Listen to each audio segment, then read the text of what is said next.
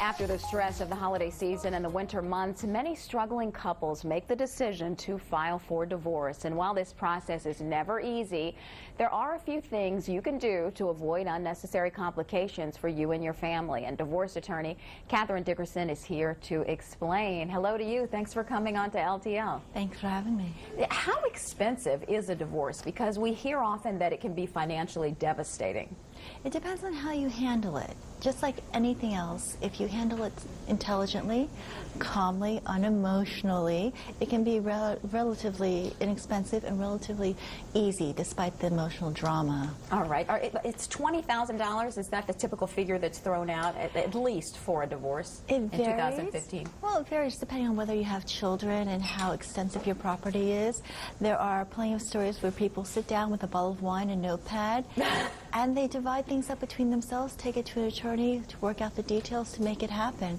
But when it's emotionally driven, when there are children, when there are issues where one person just can't be practical about it, then yes, it can get very expensive. You recommend that people consider a few things before they move forward with a divorce. It's important to know what documents you need, etc. Let's talk about some of the upfront costs that people need to consider. What are they?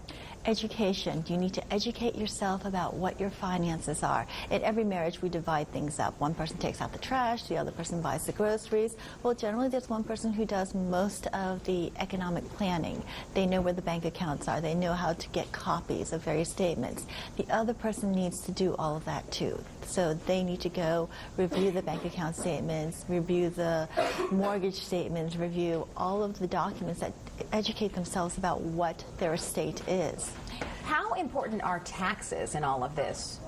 Oh, taxes can take a huge cut into anything, and depending on what you divide. For example, some people think, well, I'll get half the retirement and I can take the money out and use it to buy a house. They don't appreciate the fees and the taxes that will cut into about 30–40% of what they withdraw. They won't have that available to them. You were talking earlier about making sure that you have all your documents and stuff involved with this. In terms of debts, though, isn't it important, too, for couples to go over the various debts, the various credit cards that they might have together? Absolutely. And often there will be people who have separate credit cards. So we'll have an us credit card, a yours and mine credit card. And if someone has a credit card that you don't know about, that might be driving them to refuse to settle, or they just can't settle on certain terms because they're carrying a $15,000, $25,000 credit card debt that you know nothing about. Oh my gosh, that can be really a problem. Beneficiaries. I remember a situation that a friend was telling me about. The husband remarried, but he didn't change the beneficiary. He died, and then the former wife got the benefit of the insurance policy. Don't do that. Make sure you change your beneficiaries. Make sure you change your beneficiary designations, but often that can't happen until after you're divorced. We had one situation where husband and wife were married. They were going to get divorced on Monday. She was the beneficiary of his life insurance policy. He passed away that Sunday in a fatal car accident. Because they weren't divorced, she still received the entirety of the life insurance benefit. Very interesting. In order to make this go smoothly, you've got to get along, don't you? We don't necessarily have to get along, but you need to be able to talk.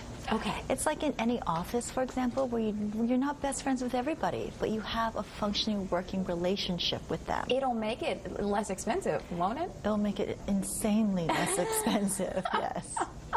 Doesn't really help you, but it can help the couple dramatically. Well, I don't think necessarily there's a shortage of people who are getting divorced, so I'm not so much worried about me. Of dragging it all out, huh? Yes. All right. Also, even if you're not sure that you're actually going to go through with a divorce, if you're even thinking about it, or if it looks like your spouse may be considering that option, go ahead and get in touch with someone who's an expert in all of this. Call a lawyer, call somebody that you can really talk to and review what you need to know.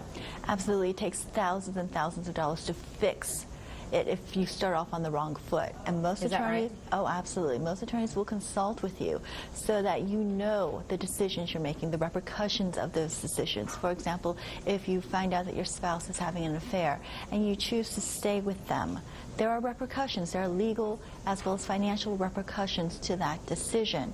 And if you know what they are and you choose to make that decision anyway, you can. It's absolutely your life. But you should know that. Have you ever had anybody who pursued divorce and then once they got into it and realized how involved it was, they changed their mind? Yes. That's good to know.